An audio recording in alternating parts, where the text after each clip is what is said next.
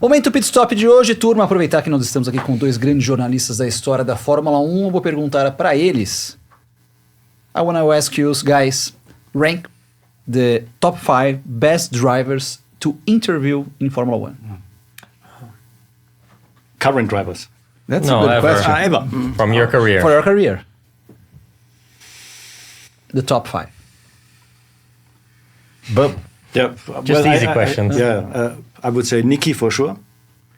I want to leave out Nelson because we are friends. So this is, not an interview as a journalist because we are talking so much. So then I did. One was Mika Hakkinen. I said that was probably one of my best. I did a very good one with Senna, which I didn't expect because I thought he wouldn't like to do it with me, but because we had sometimes a little bit of trouble because, he found out that I was good friends to Nelson. He didn't like it too much. then that settled, and then he found out that I'm good friends to Alain Prost as well. He didn't like it. So it was always going up and down. You need to look better your friendships. It was always going up and down, and he had a friend in Germany. I don't know whether you remember him, Gerd Kramer. He was the guy who was selling cars to drivers, team managers, or whatever. He was a guy from Mercedes and had a bunch of helmets at his house also. Exactly, yeah. And he was a very good friend to Senna. And I was talking to him over the winter. It was '93, when nobody knew where Senna was, and nobody knew whether Senna would continue even. And we talked about normal things. And then at the end he said, by the way, Ayrton is coming to me next weekend. And I just said to him, you can ask him if he would like to do an interview with me. I was sure he would say no. Next I was calling him again. He said, no, come to this and this restaurant. We will have an interview. And it was the first one over the whole winter. Nobody in Brazil did it, And we met there. And in between, I had been in Paris for one day. There was a FIA meeting. Max Mosley was presenting new rules. And, so we met there. And he was really nice with me, which I thought is a bit strange. And he wanted to know what happened in Paris. And then we started. And immediately you felt why he was so friendly with me and what he wanted me to do for him. The problem was that Ron Dennis offered him a contract. I think he offered him $6 million. And he told me, that was on the record, Senna talking about money. He said to me, last season, I earned $20 million at McLaren, plus $4 million from Banco Nacional. I think that was his personal sponsor. And he said, okay, it was a time of financially very poor time at the beginning of the 90s and recession. And he said, okay, I understand that I have to come down a little bit with the money. And he said about $1 million per race, and it was 16 races. He would agree. But he said $6 million was an insult. So therefore, he didn't talk to Ron over the whole winter. And then Ron apparently called him, and it was the week before he was with Ron, and he said, guess what he offered me? I said, I don't know, $5 million. I said,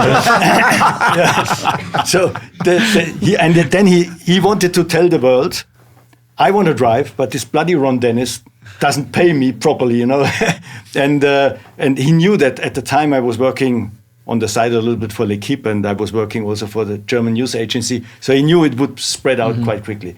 So that's the reason why it was a good interview. Hakkinen, and I said louder. Then it will be difficult.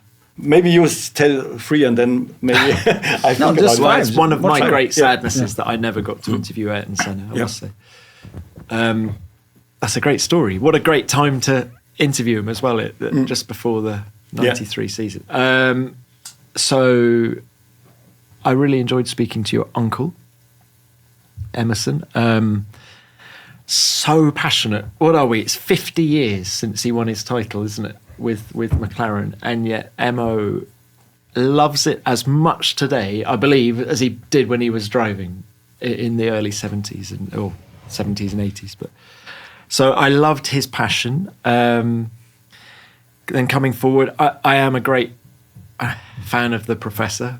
Alain Prost, I think, is a super smart guy. Remembers it all incredibly well, Alain, doesn't he? He'll start talking setups from the 1984 Portuguese Grand Prix, and he'd be like, okay. one little story about Prost. In 2012, in the summer break, I went and cycled Alpe d'Huez with him and Mark Webber. And just very... Can I tell this story?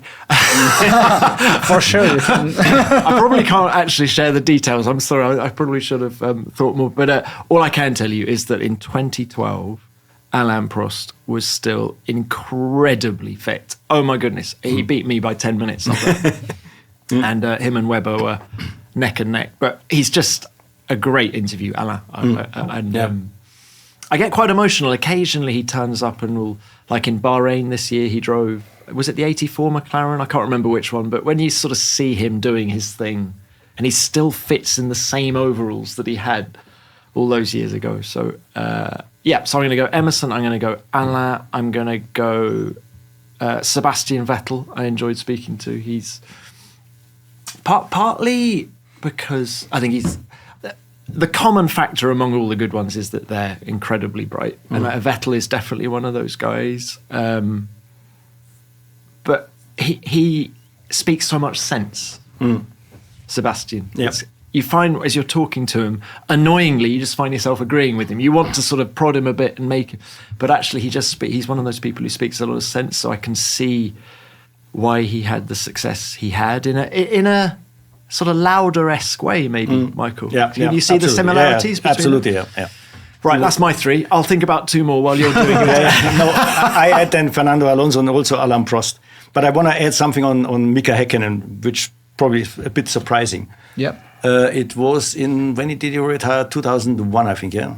Yeah, it was his last season. In Canada, David Coulthard told me, by the way, I tell you, Mika is retiring. So, and I went to Mika and I said, I hear some rumors you might retire. And he was immediately open to me. He said, yes, it's true, but can I ask you for a favor? Don't write it. I promise you will be the first one to get an interview with me once it's announced. And it will be in Monza, he said. So, okay, Monza, that was a big announcement in the McLaren. By the way, at the time, it was still a tent. It was not these huge motorhomes. And I was sitting in a corner, I was listening to it. And I thought, what's going to happen now once it was all over? And actually, Mika came. I said, I remember. You are the first one. And he invited me the week after to Monte Carlo, come to his place and do the interview.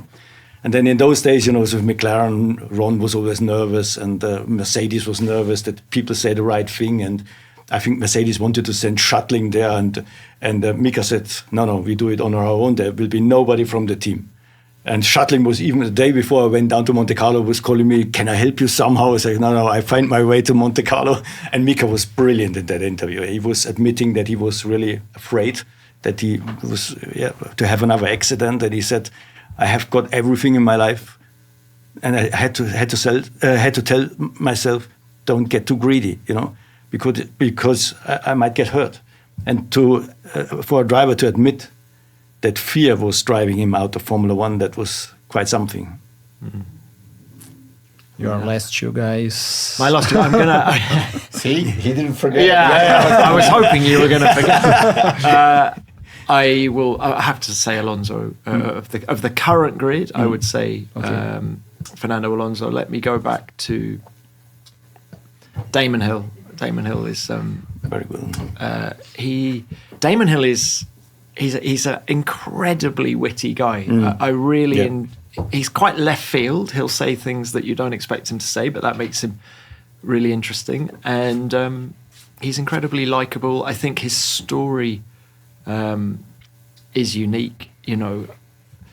Loses his father when he's 15, when Graham was killed in that terrible airplane crash. He then gets involved in racing on two wheels, half decent bike racer, and then gets involved in car racing and sort of against all the odds, I feel, he made it. And then when he came in 93 and won those three races, it was I was quite surprised that he had as much success immediately as he did. But of course, he'd done a lot of the testing with the active suspension for Williams the previous couple of years. And I just have a huge respect for Damon as much as a person, as a racing driver.